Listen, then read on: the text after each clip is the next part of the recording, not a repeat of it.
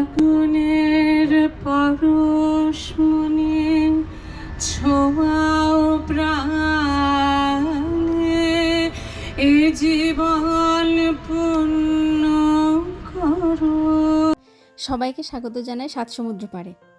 আজ এখানে শনিবার দিনগুলো সাধারণত একটু রিল্যাক্সিংই হয় সবার জন্য, তবে আজ যেন সকাল থেকে মনটা একটু অন্যরকম ভালো লাগে ভরে আছে। জানেন, সকালে যখন ঘুমটা ভাঙলো অ্যালার্মের শব্দে আর অ্যালার্মের নোটিফিকেশানটা চোখে পড়লো, তখন মনে হলো আজকে কিন্তু আর বিছানায় সময় নষ্ট করা একেবারেই ঠিক হবে না। আজ যে আমাদের জন্য বিশাল একটা ইম্পর্টেন্ট দিন।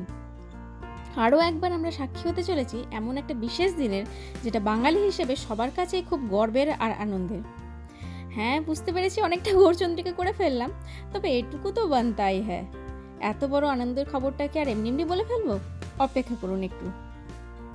আর এদিকে সকাল সকাল রনর মুখের ফিউচার অ্যাম্বিশন শুনে হাসবো না কাঁদবো বুঝে পারছি না, একটু আপনারাও শুনে নিন। See, I'm hanging this bubble. You're hanging this bubble? Why you did that? Because when you're not touching the bubble. Because you are not touching the bubble? Oh, that's a good idea, Ryan. That's a good engineering. And the bubble for on the outside. I think you are going to work in NASA. You want to be a NASA scientist? No. Then what do you want to be? Okay, we want to be a painter, a carpenter, a doctor. No, I'm not a doctor. Then what? I want to be a maintenance guy. You want to be a maintenance guy? Okay, that's cool. And what will you do when you be a maintenance guy? Because I can paint Uncle's house. So you want to paint uncle's house? Oh, good That's job. why you want to be a maintenance guy? Oh, that's great, Ryan. You have a great aim. যারা আমাদের blog দেখেন তারা হয়তো ব্যাপারটা জানেনই, আর যারা নতুন আমাদের সাথে সাত সমুদ্র পাড়ে চলে এলেন তাদের জন্য জানিয়ে রাখি যে মোটামুটি গত 4-5 মাস ধরে আমরা যে সোসাইটিতে থাকি তারই এক্সটেরিয়র ওয়াল পেন্টিং চলছে। মোটামুটি 50 কর্মী মিলে কাজগুলো করছিল। এবার রনও সেই সময় ওদেরকে খুব ভালো করে লক্ষ্য করেছে আর এই কাজটার খুব পছন্দ হয়েছে, তাই এক নাগারে তারপর থেকে বলে চলেছে যে ও বড় হয়ে মেনটেনেন্স গাই হবে আর দেওয়াল পেন্টিংয়ের কাজ করবে। যাই হোক, সেটা করলেও কোনো ক্ষতি নেই, কেন আমেরিকাতে তো যে কোনো কাজই খুবই সম্মানের। যাই হোক, ব্রেকফাস্ট তো সবার হয়ে গেছে দেখলেন, এবার চটপট রান্না সেরে আমরা বেরিয়ে পড়ব। আর ছুটির দিনের তাড়াতাড়ি রান্না মানে যেটা হয় বাঙালির, সেটা হচ্ছে পাতলা করে মুরগির ঝোল আর তার সঙ্গে প্লেন ভাত। ফ্রিজে রাখাই ছিল কটা লেগ পিস চিকেনের, এটাকে অবশ্যই এখানে আবার ড্রামস্টিক বলে, চিকেন ড্রামস্টিক। তো সেই কটা চিকেন ড্রামস্টিক দিয়ে একদম পাতলা করে ঝোল বানিয়ে ফেললাম আর তার সঙ্গে ভাত। যদিও এখন আমরা কেউ খাচ্ছি না, এখনই বেরিয়ে পড়বো, কারণ 11টা থেকে প্রোগ্রাম শুরু হয়ে যাবে। তারপরে প্রোগ্রাম শেষে বাড়িতে এসে আমরা লাঞ্চ করব। তাহলে চলুন এবার আমাদের সাথে। এবারে তাহলে বলি আমরা কোথায় যাচ্ছি। অবশ্য আমার মনে হয় তার আগে ফ্ল্যাশব্যাকে একটা ভিডিও চট করে দেখে নিন।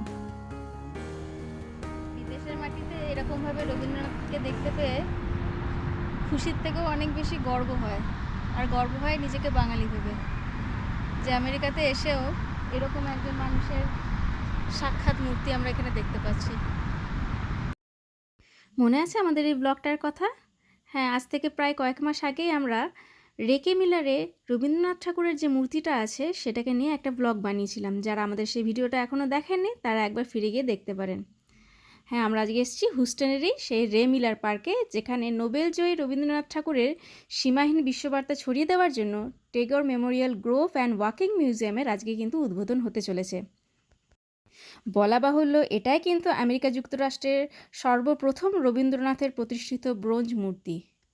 We celebrate Gurudev Tagore's visit to Houston. What we need to understand that beyond the historic component associated with it, হুস্টনের বেশ গণ্যমান্য ব্যক্তিরাই কিন্তু সেদিন উপস্থিত ছিলেন এখানে। Council general of India in Houston Shri Asim Mahajan, তাছাড়াও ফোর্ট বেন্ড কাউন্টির জাজ কেপি জর্জ আর ফোর্ট বেন্ড কমিশনার অ্যান্ডি মায়ার্সও কিন্তু সেদিনকে এখানে ছিলেন।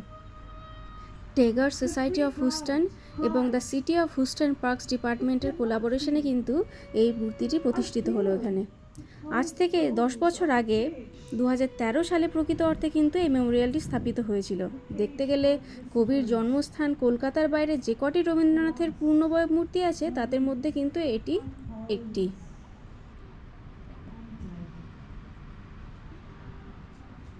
মিস্টার মহাজনের বক্তব্য থেকে একটা বেশ ইন্টারেস্টিং ব্যাপার কিন্তু জানতে পারলাম, জানেন, যে এই বছরে এই মেমোরিয়ালটা উন্মোচন করার কিন্তু একটা বিশেষ কারণ আছে। এই বছরই ইন্ডিয়াও তার 75 ইয়ার্স অফ ইন্ডিপেন্ডেন্স অর্থাৎ আজাদি কা অমৃত মহোৎসব পালন করছে। আবার এদিকে বিশ্বভারতী ইউনিভার্সিটিও এবছর তার 102তম প্রতিষ্ঠা বছর পালন করছে। হিউস্টনের মেয়র কিন্তু আবার আজকের এই দিনটাকে অর্থাৎ 25শে ফেব্রুয়ারিকে টেগোর মেমোরিয়াল ডে বলে উৎসর্গ করলেন। এই যে এত সুন্দর অথচ বিশাল প্রচেষ্টাটা দেখছেন, তাতে কিন্তু টেগোর সোসাইটি অফ হিউস্টনের প্রায় 300K ইউএসএন ডলার অর্থাৎ প্রায় 2.5 কোটি টাকা মতন কিন্তু ব্যয় হয়েছে। এবার চলুন আপনারাও আমাদের সাথে সাক্ষী হন কিছু সুন্দর মুহূর্তের।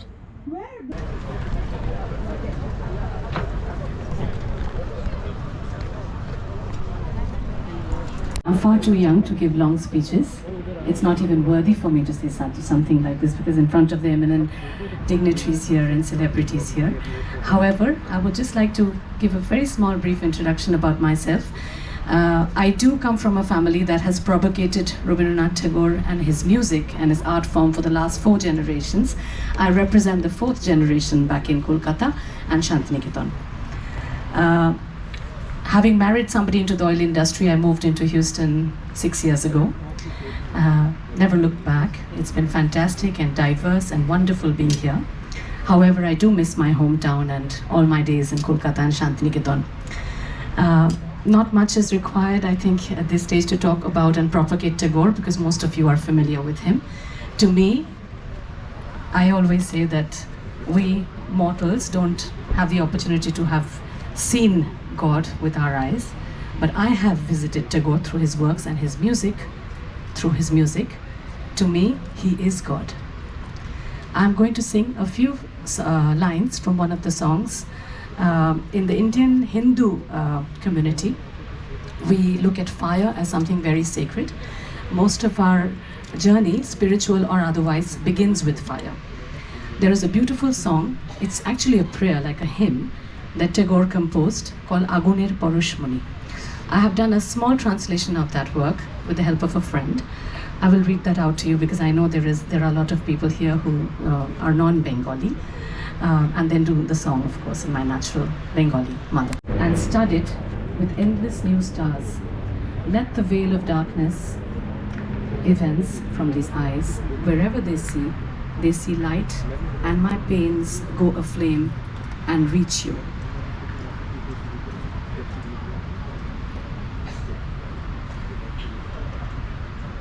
Let its glow make this life holy again. Hold aloft this mortal frame of mine and make it a lamp in your shrine, night and day. Let its flame shine like a beautiful song. This is the translation. It's not by Rabindranath Tagore. It's by a friend of mine and myself. We put together last night a few hours of hard work. I'm just going to sing the song that he composed many, many years ago. আগুনের পরশ মনে ছোঁয়াও প্রাণে।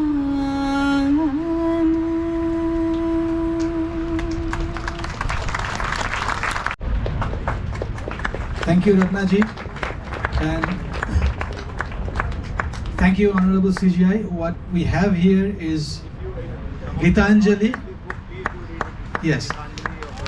So this is Gitanjali, which is the book that he got Nobel back in 1913. So we are very proud to present that to all our, fellow. The ideas, the universal ideas and philosophies of Rabindranath Tagore, and has been one of the most preeminent cultural organizations in the Greater Houston area since the year 1974 for international exchange of arts, culture and education through scholarship and global events.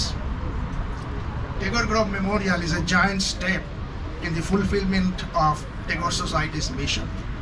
Our primary goal was to build a grove as a unique place for peace and introspection, where people will be exposed to the universal messages of Gurudev Tagore. This is an open-air walking museum which displays Tagore's thoughts and aspects of his brilliant life.